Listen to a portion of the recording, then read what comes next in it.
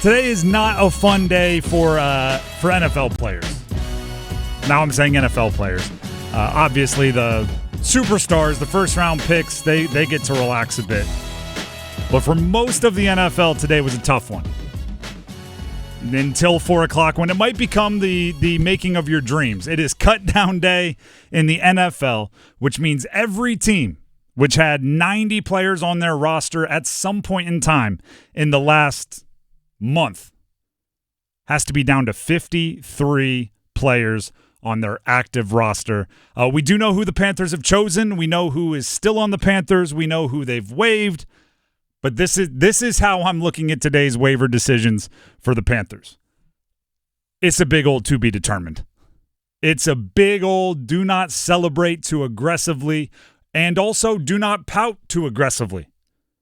Right? We're going to talk about some of the players that they kind of surprisingly moved on from, or at least the standout names.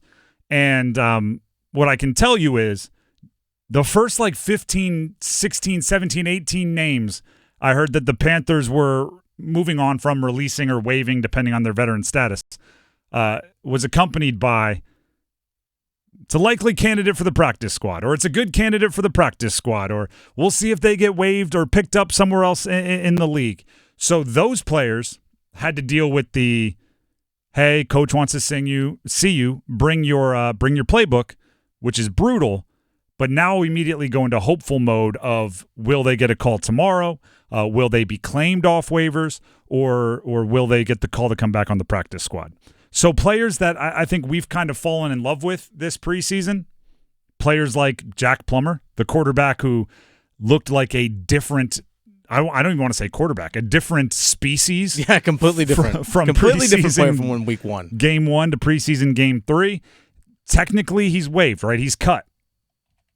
I have full expectations he's going to be on the Panthers practice squad. For sure. So it's not exactly like dream shattering. Somebody like Terrace Marshall Jr., who was also waived, a second-round pick out of LSU now 3+ seasons ago.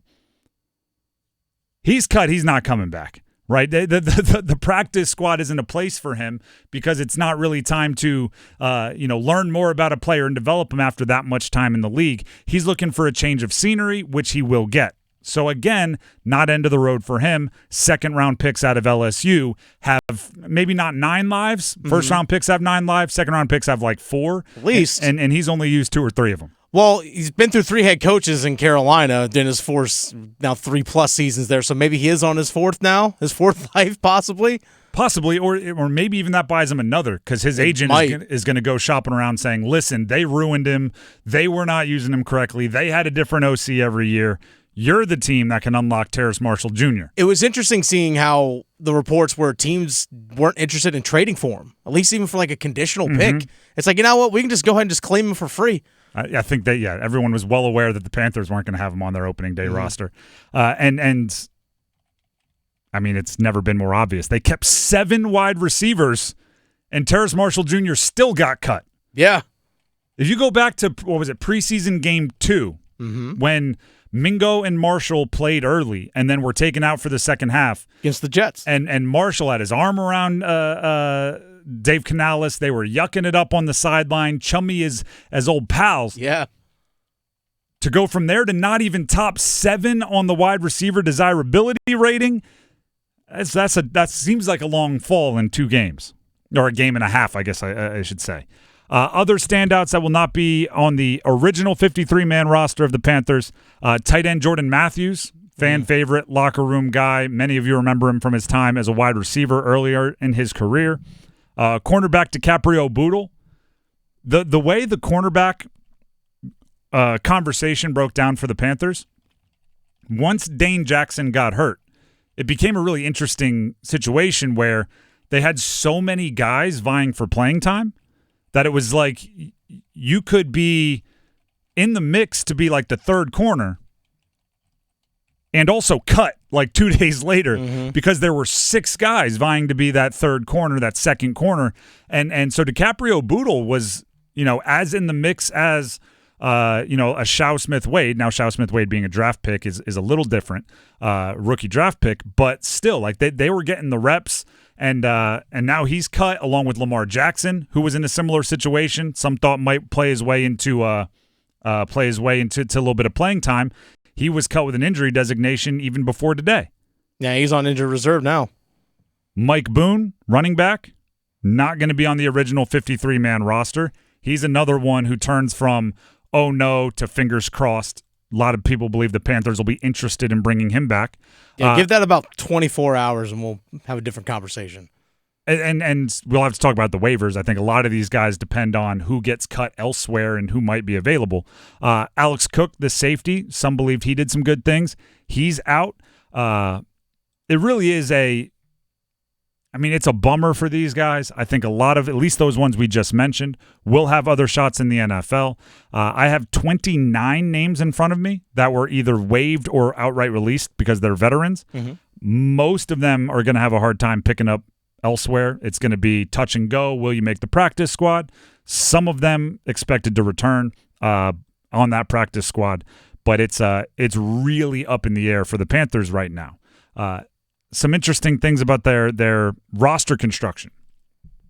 10 offensive linemen are still on the 53. Also, 7 wide receivers, as I mentioned, and 7 defensive linemen, and that doesn't include the likes of the Jadeveon Clowneys because they're considered outside linebacker. That's what I'm talking about with to be determined.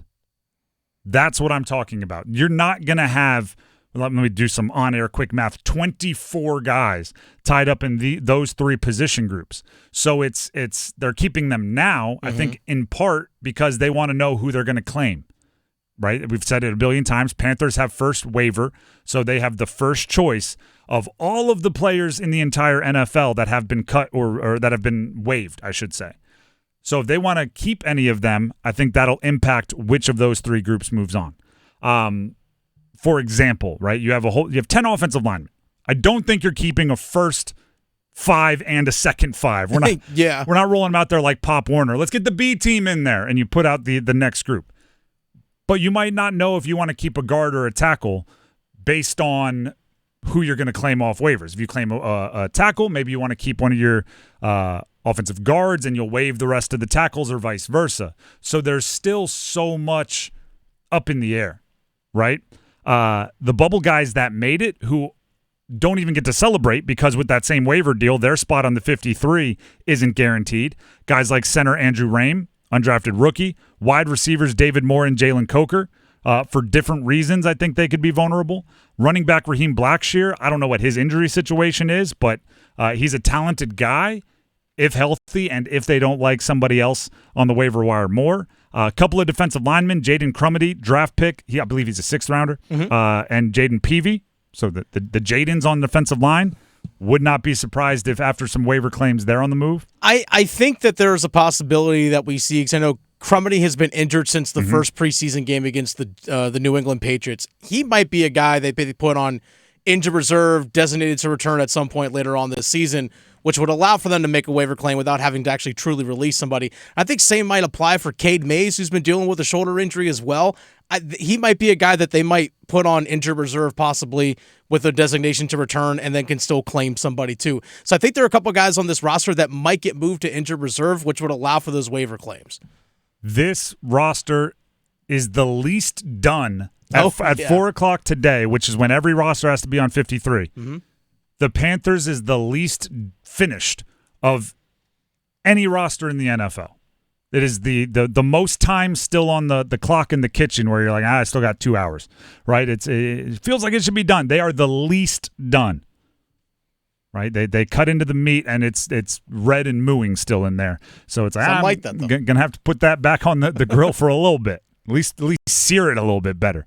It's almost like they just kick the tough decisions to tomorrow, right? Because I think the tough decisions are which of those 7 wide receivers are not coming back, which of those 10 offensive linemen are not coming back because they've all played well, which of those defensive linemen can they do without. Those were the tough decisions, and they didn't make them. They figured, well, we don't know who we're going to claim off waivers. Let's wait till tomorrow to make those decisions.